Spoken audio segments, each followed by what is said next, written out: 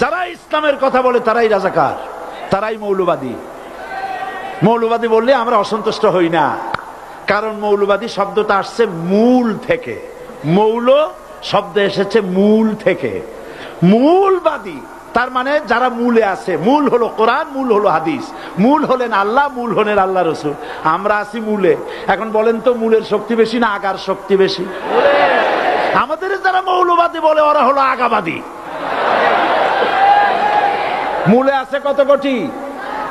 12 কোটি। মূলে আছে কত কোটি? আর আমাদের যারা মৌলবাদী বলে ওই থাকো গাছের আগায়, আমরা মূলে। লাভালাভি বেশি করবা না, 12 কোটিতে গাছের গোড়া আসতে নানা দেবে, মামু বাড়ি দিল্লি গিয়ে পড়বা, বাংলার জমিনে জায়গা হবে না।